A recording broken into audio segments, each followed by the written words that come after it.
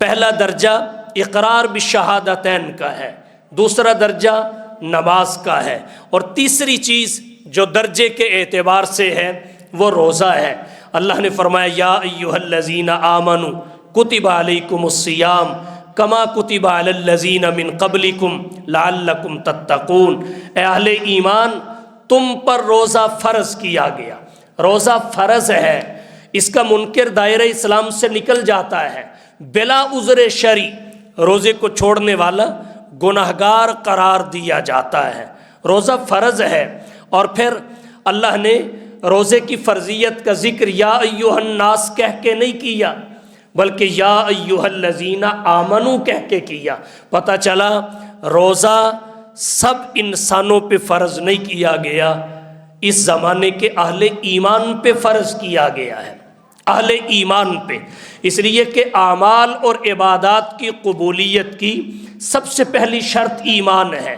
اگر ایمان ہوگا تو عمل اور عبادت قبول ہوں گے، اگر ایمان نہیں ہوگا تو اعمال اور عبادات قبول نہیں ہوں گے۔ اعمال اور عبادات کی قبولیت کی ٹوٹل 3 شرطیں ہیں۔ پہلی شرط ایمان ہے۔ ایمان کسے کہتے ہیں؟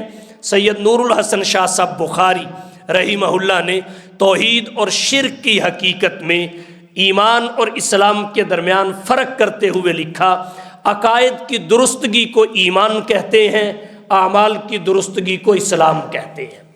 تو عقائد پہلے درست کیے جائیں، جب عقائد درست ہو جائیں بندہ مومن کہلاتا ہے، اور روزے کی عبادت اہل ایمان کے لیے ہے۔ فرمایا یا ایھا الذین آمنوا، اے وہ لوگوں جو صاحب ایمان ہو، کتب علیکم الصیام، تم پر روزہ فرض ہے، تم پر روزہ فرض ہے۔ ایمان اور عمل ان دونوں کو آپ مثال سے یوں سمجھ سکتے ہیں کہ ایمان اور عقیدے کی درستگی ہے تو عمل اور عبادت مقبول وگرنہ مردود۔ اس کو آپ یوں سمجھ سکتے ہیں، ایمان کی مثال کسی بھی درخت کی جڑ کی سی ہے۔ ایمان ایسے ہے جیسے درخت کی جڑ ہوتی ہے، اعمال اور عبادات ایسے ہیں جیسے اس درخت کا تنا اور شاخیں ہوتی ہیں۔ اگر درخت کی جڑ ہری ہو تو اس کی شاخیں بھی تر ہوتی ہیں، ہری ہوتی ہیں، پتے سبز ہوتے ہیں۔ اگر جڑ خشک ہو جائے تو پھر شاخیں تر نہیں ہوتی، پھر ماشکی جڑ میں جتنا بھی پانی ڈالے اس کا کوئی فائدہ نہیں، جتنی بھی کھاد ڈالے کوئی فائدہ نہیں، جتنی بھی کھدائی اور گوڈی کرے کوئی فائدہ نہیں۔ جڑ کا تر ہونا یہ ضروری ہے، تب شاخیں تر رہیں گی، سبزہ نظر آئے گا، پانی ڈالنا نفع دے گا، کھاد ڈالنا فائدہ مند ثابت ہوگا، گوڈی کرنا اس کی ترقی کا باعث بنے گا۔ بالکل اسی طرح ایمان یعنی عقائد کی درستگی یہ شجر اسلام کی جڑ ہے۔ اگر یہ درست ہے، یہ تر و تازہ ہے، تو پھر شاخیں تر و تازہ ہوں گی، اعمال قبول ہوں گے، عبادات قبول ہوں گی۔ اگر یہ جڑ خشک ہو جائے تو انسان جتنے بھی اعمال کرے، جتنی بھی عبادات کرے، آخرت میں نفع نہیں دے سکیں گے۔ اس لیے فرمایا یا ایھا الذین آمنوا، اے وہ لوگوں جو ایمان لائے، سن لو، کتب علیکم الصیام، تم پر روزہ فرض کیا گیا، اور یہ تم پہ ہی فرض نہیں کیا گیا، کما کتب علی الذین من قبلکم، تم سے پہلے لوگوں پر بھی فرض تھا، جیسے اللہ نے ان پہ فرض کیا ایسے ہی تم پہ فرض کیا۔ اب یہ بات سمجھیے، پہلے انبیاء اور رسول پر روزے کس طرح فرض تھے اس کی تفصیلات سامنے نہیں آ سکی، البتہ حضرت داؤد علیہ السلام کے بارے میں یہاں تک آتا ہے کان یصوم یومن ویفطر یومن، ایک دن روزہ رکھتے تھے، ایک دن افطار کرتے تھے، گویا 6 مہینے روزہ رکھتے تھے، 6 مہینے افطار کرتے تھے، تقریباً ان کی ترتیب یہ تھی۔ تو اللہ تعالیٰ نے ہم پہ ہی روزہ فرض نہیں کیا، پہلوں پہ بھی فرض تھا۔ اللہ نے اس کی حکمت کیا بتائی؟ لعلکم تتقون، تاکہ تم متقی بن جاؤ۔ روزے کا فائدہ کیا ہوگا؟ تقوی کا حصول۔ فرمایا لعلکم تتقون، تاکہ تم متقی بن جاؤ۔ اب ذہنوں میں بات پیدا ہوگی کہ روزہ رکھنے سے انسان متقی کیسے بنتا ہے؟ یہ بات مشکل بھی ہے، آسان بھی ہے۔ اگر کوئی نہ سمجھنا چاہے تو مشکل ہے، سمجھنا چاہے تو آسان ہی نہیں، بہت آسان ہے کہ روزے کی وجہ سے انسان متقی بنتا ہے۔ کیسے بنتا ہے؟ روزے کی وجہ سے انسان متقی ایسے بنتا ہے کہ صبح صادق سے پہلے جو چیزیں بندے کے لیے حلال ہوتی ہیں، کھانا حلال ہوتا ہے، پینا حلال ہوتا ہے، بیوی سے مباشرت حلال ہوتی ہے، غروب آفتاب کے بعد یہ چیزیں بندے کے لیے حلال ہوتی ہیں، صبح صادق سے لے کر غروب آفتاب تک اس درمیان کے عرصہ میں یہ حلال چیزیں حرام ہو جاتی ہیں، اور بندہ اللہ کا حکم سمجھ کے اس حلال کو ترک کر دیتا ہے۔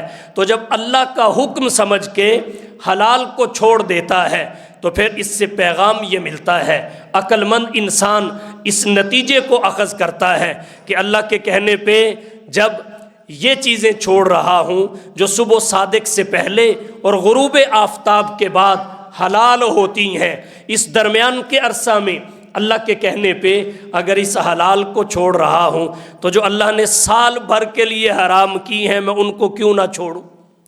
اسی کا نام تقویٰ ہے۔ یہ احساس پیدا ہو جائے، اس احساس کو ہی تقویٰ کہا جاتا ہے۔ غیبت کیوں نہ چھوڑوں، زنا کیوں نہ چھوڑوں، شراب خوری کیوں نہ چھوڑوں، ناپ تول میں کمی کیوں نہ چھوڑوں، رشوت کیوں نہ چھوڑوں، سود کیوں نہ چھوڑوں؟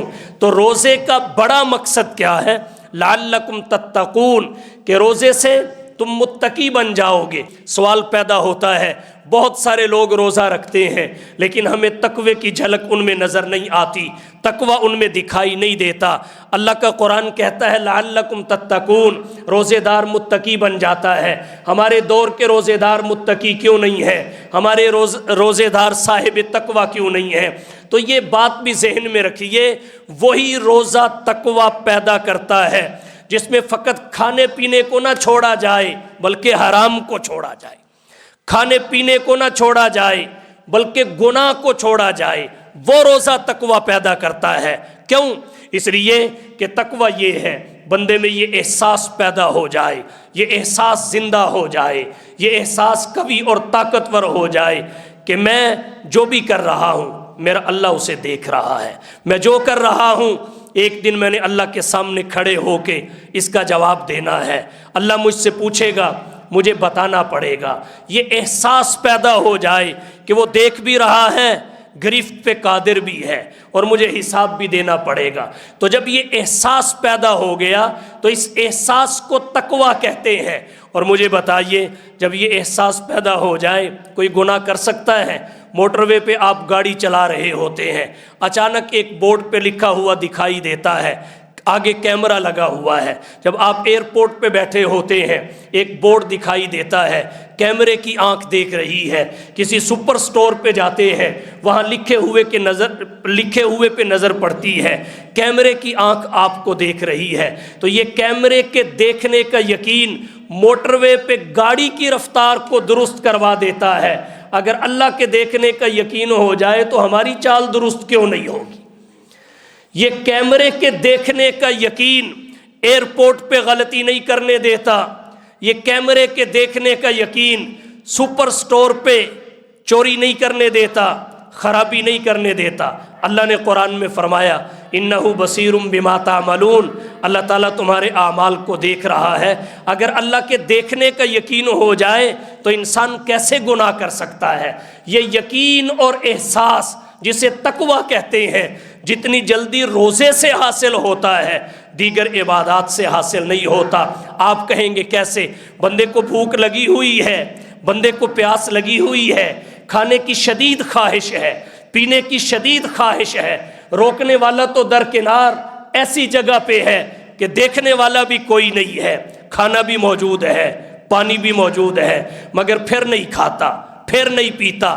جب پوچھا جائے کیوں تو کہتا ہے اس لیے کہ اللہ دیکھ رہا ہے۔ تو جب اللہ کے دیکھنے کے تصور اور یقین کی وجہ سے خلوت میں کھانے کو چھوڑ دیا، خلوت میں پینے کو چھوڑ دیا، تو اللہ کے دیکھنے کے یقین کی وجہ سے خلوت میں گناہوں کو چھوڑنا آسان ہو جاتا ہے۔ اسی کا نام تقویٰ ہے۔ فرمایا لعلکم تتقون، یہ روزہ تمہیں اس لیے دیا گیا تاکہ تم متقی بن جاؤ، تم پرہیزگار بن جاؤ۔ اللہ نے حلال چیزیں رمضان کے مخصوص اوقات میں صبح صادق سے لے کر غروب آفتاب تک حرام کر دی، تو جس اللہ نے ان حلال کو رمضان کے دن کے وقت میں حرام کیا ہے، جھوٹ کو اسی اللہ نے سال بھر کے لیے حرام کیا، غیبت کو اسی اللہ نے سال بھر کے لیے حرام کیا، تو جب اللہ کے کہنے پہ حلال چھوڑ رہے ہیں تو حرام کو چھوڑنے میں کیا دقت ہے؟ اسے بھی چھوڑنا چاہیے۔ رسول اللہ صلی اللہ علیہ وسلم نے فرمایا الصوم جنۃ ما لم یخرقھا، روزہ ڈھال ہے، ایسے ڈھال دشمن سے انسان کو بچاتی ہے، روزہ جہنم سے بچاتا ہے، اللہ کے عذاب سے بچاتا ہے۔ اسے اس کے آداب کے ساتھ رکھیے۔ فقط کھانے پینے کو چھوڑنے کا نام روزہ نہیں ہے، گناہوں کو چھوڑنے کا نام روزہ ہے۔ جب یہ شان روزے کو حاصل ہو جائے تو پھر روزہ واقعتاً ڈھال بنتا ہے اور تقوی کی تحصیل کا سبب بنتا ہے، اور جب تقوی حاصل ہو جائے یہ انسان کی منزل ہے، پھر آخرت میں جتنی نعمتیں ہیں وہ ساری متقین کے لیے ہیں۔ ان للمتقین مفازا حدائق و اعنابا۔ اللہ تعالی ہم سب کو یہ دولت نصیب فرمائے۔